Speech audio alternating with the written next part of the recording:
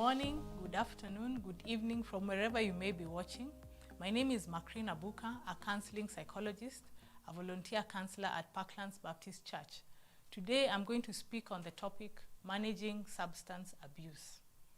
So I believe that we all know someone, or maybe we are that someone, who is abusing alcohol or some other substance. So the question is, what really is the situation that makes one get into that space? We have determined that substance abuse disorder is a disease. It is a disease of the brain, it is chronic in nature, and it affects the behavior of the individual who is abusing the substance. And we find that the individual may impulsively use the substance without any consideration to the outcomes of such usage. So for one to be considered to be having substance use disorder, we find that one, they'll have craving for the substance, and then when they start to use the substance, they will have struggles to stop using it. They keep using more and more. If they try to stop using the substance, then they will suffer withdrawal symptoms. And in the passage of time, they need to use more and more of the substance for them to feel a sense of relief in using the substance. And in all this, they suffer impairment in their day-to-day living. So the question that you want to ask ourselves is, are all substance users the same? Yes and no. Yes, to the extent that they use the same substance. No, in the extent that they may use a substance differently. So you find that those that consume like alcohol in small quantities, and they consider themselves as recreational users. However, even within that space of recreational users, there are those who use more. There are moderate users, and then there are those who use a lot of it to the point of being dependent. And then there are those who have long spells of time where they don't use a substance, and then when they go to use, they binge, they use in excess quantities. So it's good to have that sort of differentiation. So one then would ask the question, why do people use substances? Yeah, and it so happens that there's many reasons why people use substances. One, it could be an issue of experimentation, and this is very common with teenagers. You know, they're in the age where they developmentally they need to experiment. So if they're able to get it, they will try to use it. Yeah, there is the issue of availability. So if the substance is available and one is curious, they are likely to use it. There is the issue of normalization of its use.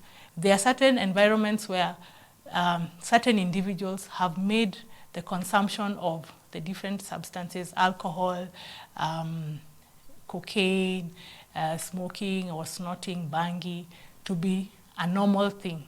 So if one grows in an environment where such kind of usage is normalized, then they would find it very okay to use. I mean, it could be in the same category of drinking water, you know, and taking your meals. It could be that serious. There's also the instances of one having distress in their lives and hence feeling the need to self-medicate. So when somebody feels internal stress and they may not be able to deal with it very well, some of the people will use substances such as alcohol and the other substances to relieve that distress. There is peer pressure as well that may drive an individual to consume these substances. So if one finds themselves in the company of those who are consuming and they feel they want to identify, they do not want to be the odd ones out, they may get themselves in that space of consuming. Then we'd find that the users say that when they consume the substances, they feel good. So there are those who will use it so that they can have the experience of feeling good. So The question that we want to ask ourselves next is, so what? So what if somebody decides to use the substance? Well, there are adverse effects in the short term and in the long term. Some of the short-term effects of consuming alcohol is that an individual would have impaired judgment. Yeah? So with such impairment of judgment, they may not make very quality decisions. They are likely to get into fights that are not necessary. They are likely to engage in behaviors that are risky in their nature. Some of them may get into sexual activities that expose them to very risky outcomes. And really, they may make decisions in the moment that they end up regretting at a later date. Looking at the longer term effects of substance use, we find that with the consumption of alcohol, as an example, it may serve as a gateway to consuming other substances, which then makes the individual to be more exposed to the adverse effects of substance use. Continued use of substances also has the impact of getting someone to potentially suffer from mental illnesses.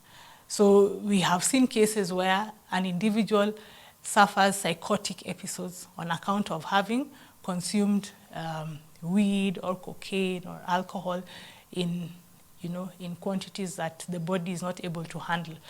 Then the consumption of alcohol and other substances has been found to affect the functioning of the body. So there are those who would suffer from, very serious illnesses like cancer.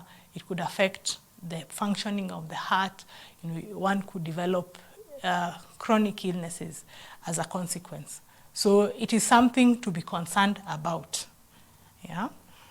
Now, having looked at how it would affect adults, what are some of the things that consumption of alcohol could do to adolescents and the youth if they were to engage in the consumption of it? One, you'd find that because they will be having impaired judgment, they are likely to have run-ins with their peers, they are likely to have run-ins with their parents and with the school administration. Use of substances could lead to the adolescents engaging in risky behavior, and especially of the sexual kind, and exposing themselves to the risks that come with that kind of engagement. In terms of ability to participate in their learning, they will not be able to participate effectively, and hence you'd find that their performance would be impacted. And their relationships would also be in a bad place. For children, where alcoholism is part of their environment, they tend to blame themselves. Yeah? So that is problematic. They would be very worried about the person who is consuming the substance, because they think that that person either may fall sick and die. They may have challenges of feeling embarrassed to be related with the individual, even though that individual may be their parent or even their sibling. And so we find that that is something that you really want to help your child to not experience, so to speak. Women who are pregnant also have a high risk of affecting the unborn child, and unfortunately, depending on the stage at which the expectant mother consumes alcohol, the child may be affected in very, very adverse ways. The condition that is likely to be experienced by the child is a condition known as fetal alcohol spectrum disorder. So a child who is impacted by the consumption of the mother during pregnancy is likely to have an underdeveloped brain. They're likely to have challenges with learning. The development is likely to be impacted, and they may not thrive upon being delivered. So that is something that is really sad, and one would want to try as much as possible to avoid to the extent that they can. Yeah. What are some of the things that we could do then to manage the effects the effects of the consumption of alcohol and other substances. A number of things that we could do. One, we could change our mindset around the condition. Many of us hold the belief that those who partake of alcohol and other substances are just willful users. I have shared in the definition that it is a disease. So substance use disorder is a disease. So we need to acknowledge it as such and hence work with the persons who are impacted to manage the disease as we would other diseases. We would be really helpful to those who are impacted by reducing or eliminating altogether the stigma that relates to those who are affected. Having said that, the individuals who are in that space also have to take responsibility for managing their condition. So some of the things that they could do is to get effective ways of managing stress, because stress is really, really big in triggering the persons who use the substances to do so.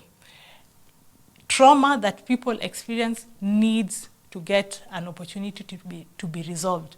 So it is important that those who are in a space where they may have experienced some form of trauma to seek help with the trauma. The passage of time alone does not help to relieve the trauma. And in the absence of dealing with the trauma, there's a tendency to want to self-medicate, which then brings the individual to a very delicate sort of position. For the children, role modeling is something. So you want, as a parent, to model to them the way to be. Avoidance of the use of substances is the most ideal. So you want to do that for your child, you know. Then you also want to ensure that within the family system, there's participation in helping the individual who's impacted. We say in therapy that alcoholism and substance use disorders are family diseases because the person who presents is considered to be the identified patient who is manifesting the challenges that are within the family system. So you want, as a family, to come together to find ways of reconfiguring yourselves as a family to help this individual to walk the journey of recovery. And I would like to say that the recovery journey is not a short journey. It is a long journey because the process of engaging in substance use and abuse does change the biology of the brain. And for that matter, it takes a while for one to learn new ways of coping and to infuse the changes that are needed for a sustainable way outside of the use and abuse of substances. Thank you.